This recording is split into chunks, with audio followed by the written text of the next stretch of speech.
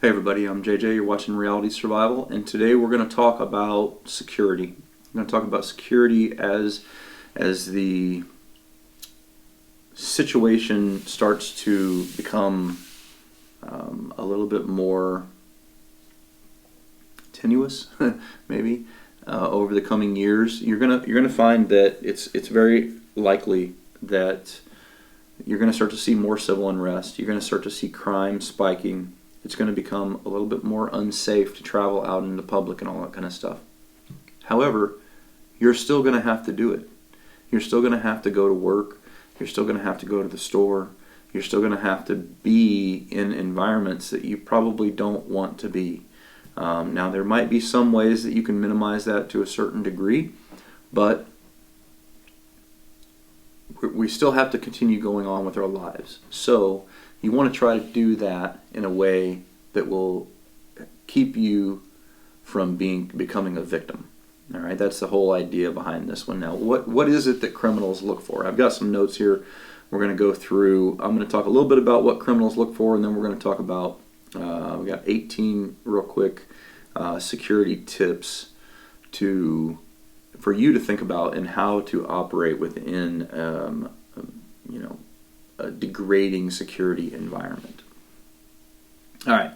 Criminals are looking for older people, generally people who are thin and look weaker, someone who is distracted with their head in their phone and not paying attention, someone who has a regular routine that never changes, someone who is alone, someone who is wearing nice jewelry or expensive watches and nice clothes, someone who walks with a defeated posture, somebody who looks disorganized, somebody who appears as though they won't fight back and will just acquiesce to their demands.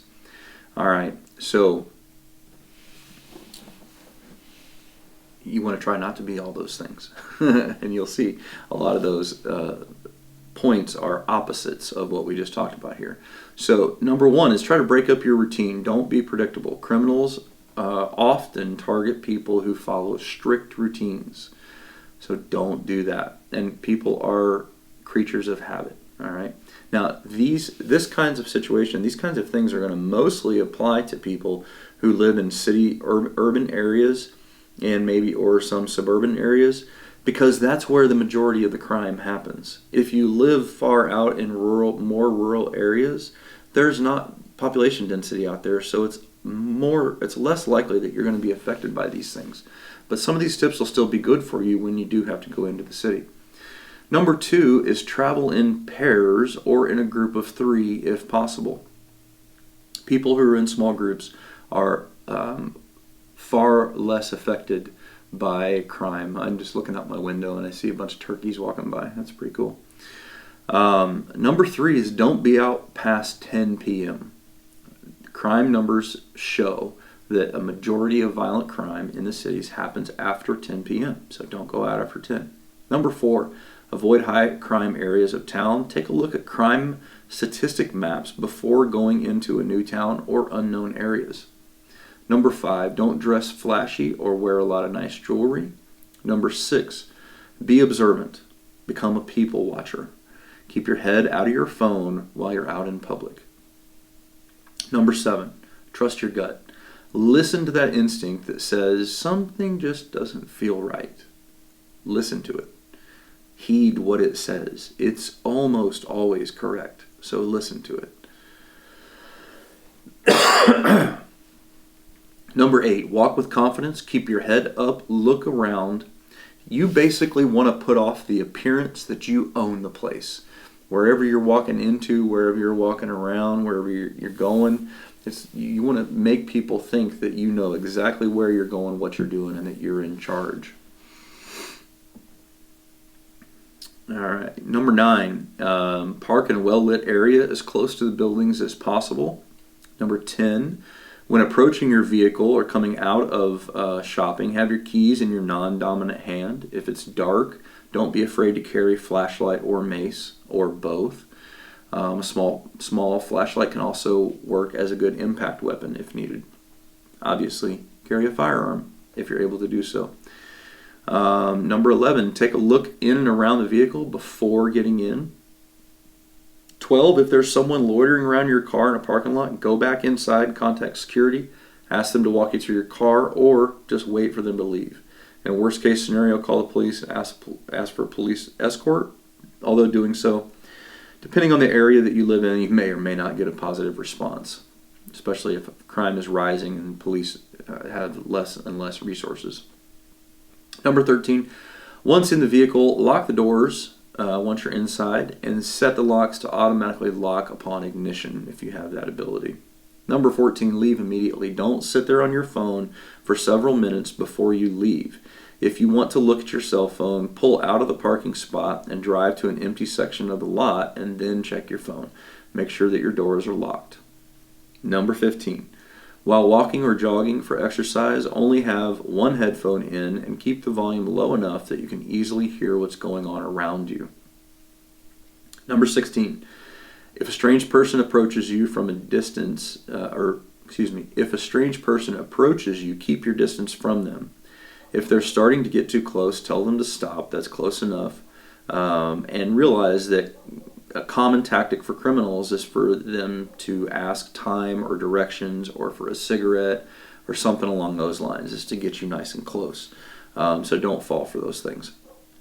Number 17, if they don't listen and present a weapon or physically restrain you, just give them what they're asking for and try to get a good description. Take down notes on their appearance, your location, and the situation as best as possible after you're safe.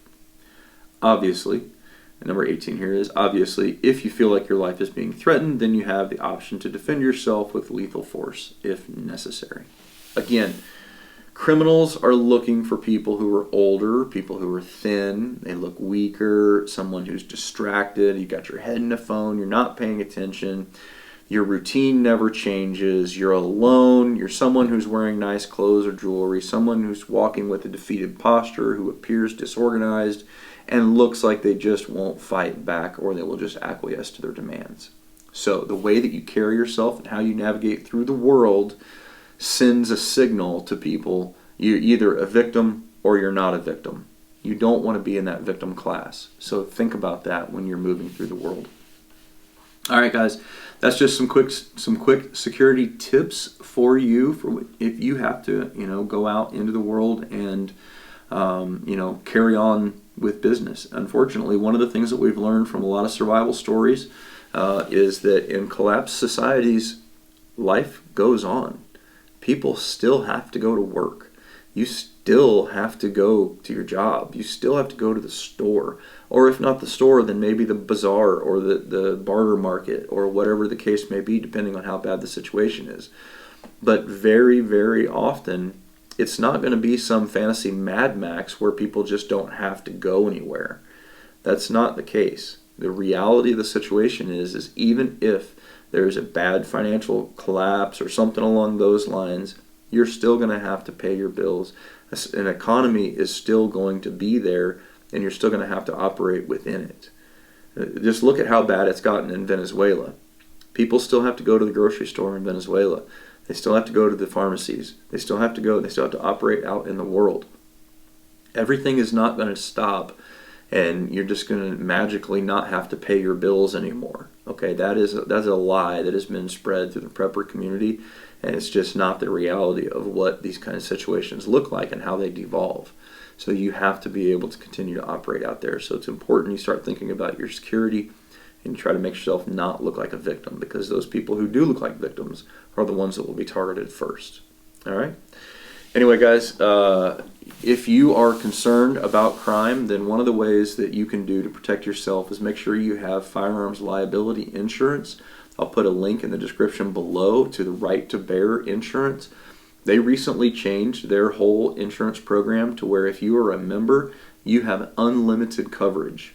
That's right. It doesn't matter how much money it costs in your defense for both civil defense and criminal defense, then they will cover you up to an unlimited amount. You can also do add-ons for family members and multi-state coverage and all that kind of stuff. And it's very reasonable. The prices are very, very reasonable. I encourage you to go to the link in the description to check that out. And you can use the discount code Reality Survival. Pretty sure that's what it is. I'll put it in the link below to save a little bit on your purchase as well. All right, guys, and that's what I use for my son. That's what I have for myself and my family. I recently got it from my son, and we're going to be getting a policy for my daughter as well here pretty soon as well. So thanks for watching. Don't forget to live 6 P's. Proper prior preparation prevents poor performance. Stay safe, guys.